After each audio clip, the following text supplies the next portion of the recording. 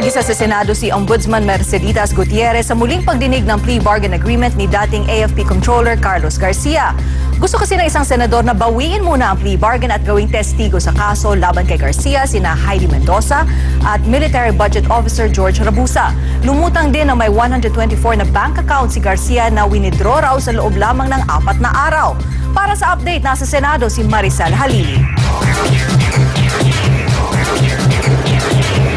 Yes, Amelie, sa ikalawang Senate public hearing tungkol nga sa kaso ni dating AFP Controller, retired Major General Carlos Garcia, nagkaroon ng medyo bahagyang initan sa pagitan ni Senator Franklin Drilon at Ombudsman Merceditas Gutierrez. Pilit kasing itinatanong ni Drilon si Gutierrez kung nakahanda ba itong i-withdraw ang plea bargain habang iniimbestigahan pa ang kaso. Gusto ni Senator Drilon na isama sina dating AFP Budget Officer retired Lieutenant Colonel George Rabusa at ang dating COA auditor na si Heidi Mendoza sa mga testigo ng prosekusyon para higit na mapalakas ang kaso laban kay Garcia. Matatandaan na sina Rabusa at Mendoza ang nagbunyag ng umano'y pabaon sa mga retiradong general at ang nawawalang 50 million pesos mula sa 200 million pesos na pondo ng AFP mula sa United Nations. Pero katwiran ni Gutierrez, wala pa silang nakukuhang formal na testimonya mula sa dalawa. Sagot ni Drilon, kunin na lamang ang ombudsman ng transcript ng mga pahayag ng dalawa sa Kongreso, total under oath naman ito. Pero katwiran ni Gutierrez, ayaw niyang pangunahan na magiging resulta ng investigasyon ng binuo niyang panel. Ang ombudsman kasi ang susuri sa mga dokumentong nakuha ni Mendoza. Dahil dyan, bahagyan ng uminitang sagutan. Pangamba kasi ni Drilon, baka matulad lang ang kasong ito sa fertilizer scam na inabot ng siyam-siyam. Kakaimbestiga pero hanggang ngayon, wala pa ring nangyari. Narito ang bahagi ng kanilang pahayag. Unfortunately, you remind me of instances in the past when in the fertilizer scam, we provided you the evidence 6 years ago. Up to now, there is nothing filed. Now, I am afraid that with that attitude that we will be reviewing everything, it will take 3 Congresses afterwards to have these things settled. Sa huli na naigang suhestyon ni Senator Miriam Santiago na magsumiti na lamang ang ombudsman ng manifestasyon sa Sandigang Bayan tungkol dito. Magiging laman nito na inirekomenda ng Senate Committee na i-withdraw muna ang plea bargaining habang iniimbestigahan pa ang issue. Narito ang bahagi ng sagutan ni Drilon at Gutierrez.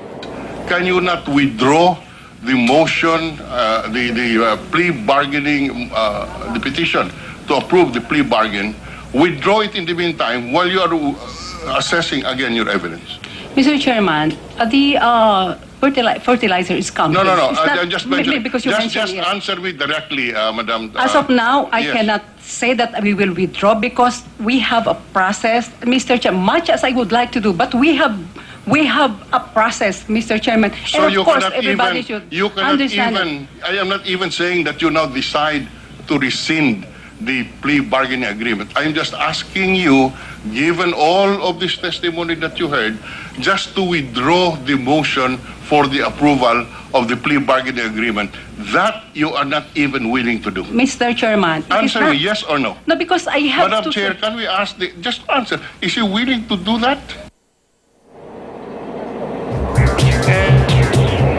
Lumabas din sa investigasyon na may 124 bank account si Garcia na may lamang 128 million pesos. Winidraw lahat ito sa loob lang ng 4 na araw. Narito ang pahayag.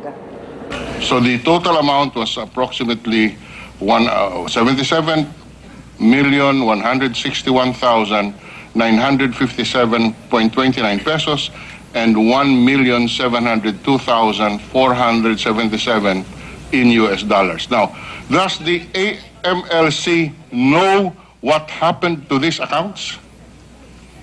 Yes, Mr. Chairman, the AMLC knows what happened to these the funds in these accounts. What happened to these accounts? The bulk of these amounts, the bulk of these funds was withdrawn by the accused, meaning Major General Garcia, his wife and children, from October 5 to 8, 2010, prior to the issuance of the freeze order by the Court of Appeals. Amelin, kanina ay ginisa rin ni Senate President Juan Ponce Enrile si dating Ombudsman Simeon Marcelo. Tinatanong kasi kung bakit hindi isinama si Mendoza sa mga testigo para mas lumakas ang ebidensya laban kay General Garcia. Pero gaya ng nasabi na ni Marcelo dati, malakas ang ebidensya nila laban kay Garcia dahil nga sa dalawang written testimony na ibinigay ng asawa nito na si Clarita. Amelin?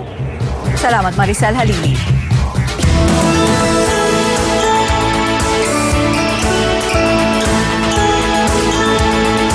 Patuloy ang tensyon sa Cairo, Egypt kung saan mas naging mainit ang eksena sa pagitan ng mga supporter at kritiko ni President Hosni Mubarak. Sunod-sunod ang bitaw ng baril ng mga militar sa mga Egyptian na nagpipiket para manawagan sa pagbaba sa pwesto ni Mubarak. Nagkabatuhan at nagkapalitan din ng mga bomba. 7 ang sugatan sa insidente. Narito ang iba pang mga balita ngayong araw.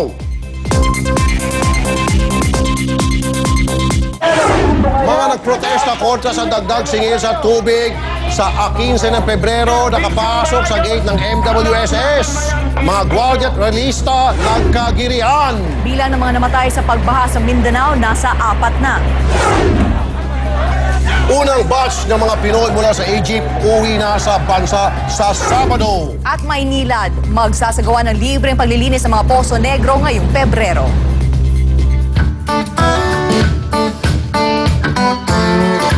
Rapi, diretso na tayo dito sa ating kwentong kakaiba. Okay. Paumanhin lang mali yung aking pag-pronounce kanina. Suso. Namangha kasi ang ilang mga American scientists sa isang suso na nadiskubre nila sa babaying dagat sa California.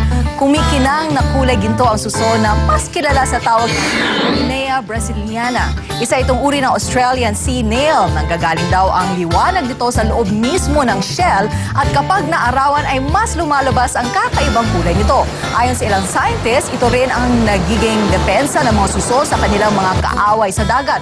Kung saan kapag mas makinang sila, nasisilaw mga gustong kumain o gumawa ng masama laban sa kanila. Aba, kakaiba to. Akala ko nag-beautify siya. Yun pala, minaward off nila Okay yung lang mga sa kalaban nila. MTSB, binawi mo na kanina. Oo. Na- Suso, isang natakot snail. ako, baka biglang tumawag Bisdak MTSB. manggod ko. Dakong Bisaya. Bisaya kasi. Suso. Kaya, Okay. sayop pa ako pagsulti kanina. Pero suso yun, snail.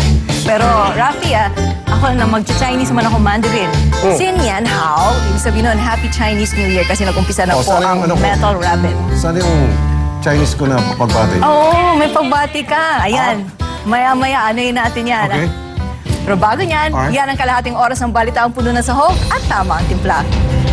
Okay, sa mga kapatid nating Chinese, itong pagbati ko sa inyo. Tage ho ta ke kwa TV, chok tage kini, ho kiban, sudu, esi kwai lo.